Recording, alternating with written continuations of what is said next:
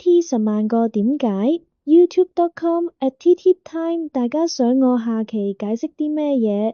歡迎留言，鍾意嘅就讚好分享，唔鍾意嘅就留言畀意見。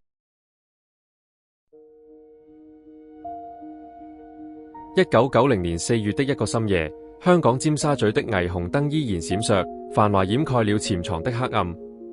一位年輕女星，姑且稱她為小姐，從一場熱鬧的派對離開，獨自駕車穿過熟悉的街道。她以為這只是平凡的一夜，卻不知一場精心策劃的陰謀正在逼近。當尾隨的車燈在她後視鏡中閃現，她的心跳開始加速。幾小時後，她帶着無法言說的傷痕回到現實，而這一切只是噩夢的開端。12年後，當一張照片震驚全城，真相的碎片才緩緩浮出水面。1990年的香港，電影業如日中天，片場的燈光和黑幫的陰影交織在一起。李小姐是當時炙手可熱的明星，她的笑容點亮銀幕，卻也吸引了不該招惹的目光。那年4月24日深夜，她應邀參加了一場唱片公司高層的生日派對。派對在尖沙咀的一家高級酒店舉行，觥籌交錯間，業界大佬和明星們推杯換盞，談笑風生。李小姐身着一襲黑色禮服，優雅地穿梭在人群中。她與朋友輕聲交談，偶爾問一口香檳，卻始終保持着警惕。當晚11點，她婉拒了續攤的邀請，獨自走向停車場。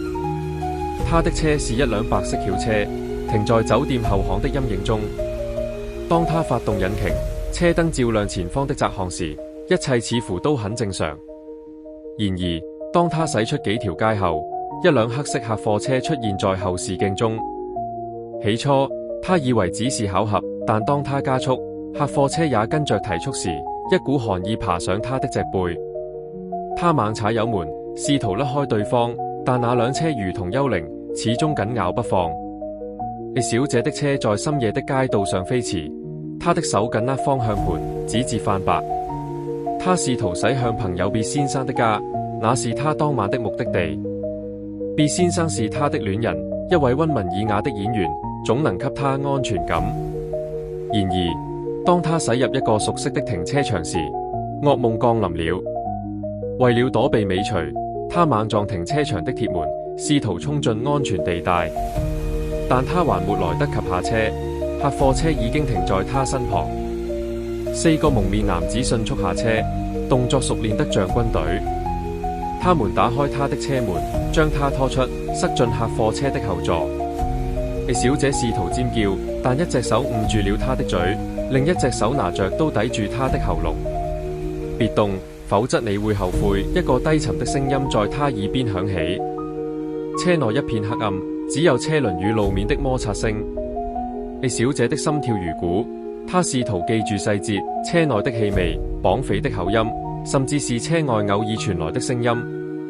但恐懼讓她的思緒斷斷續續。她被蒙上眼睛，手腳被綁，無力反抗。大約2個多小時後，車停了下來。她被推下車，腳下的地面冰冷而粗糙。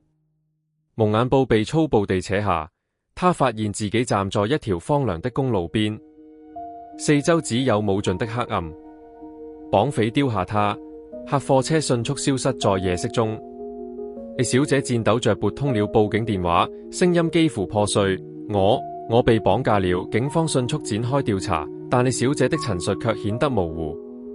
她告訴警方，她被帶走大約20分鐘，劫匪搶走了她身上的1000元現金和1隻金手鐲。她沒有提到其他細節，仿佛那2個小時的記憶被一層濃霧籠罩。她的戀人畢先生被警方約談，她重複了李小姐的說法。畢先生堅稱這只是一場普通的搶劫。負責此案的警探陳遂坐在辦公室裏翻閱着案卷，他並不相信這是簡單的搶劫。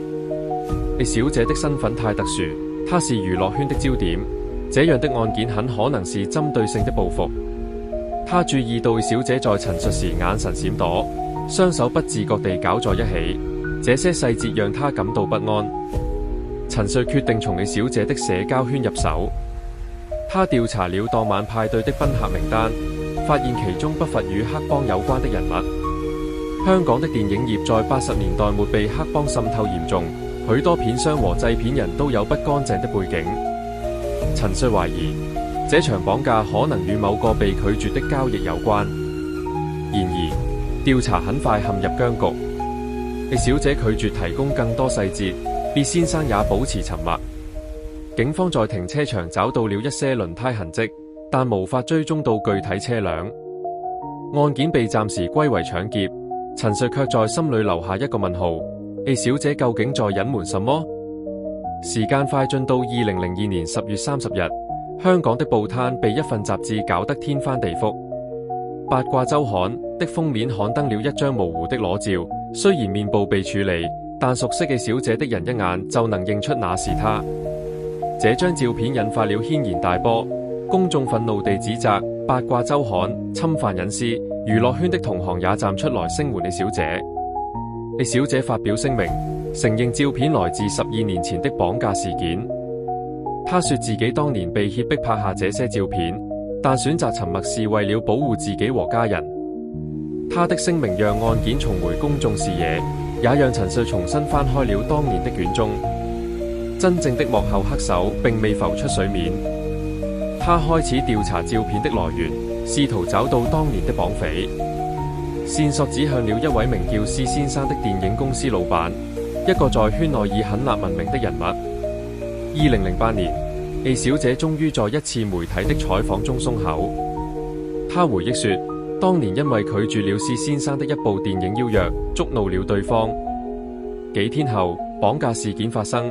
他被脅迫拍下裸照作為懲罰。他選擇沉默，是因為害怕報復，也因為不想讓家人承受更多痛苦。陳瑞聽到這段採訪時，感到一陣無力。施先生早已離開香港，據說移民到了海外，警方無法將他繩之以法。陳瑞翻閱舊檔案，發現施先生當年與多個黑幫有聯繫。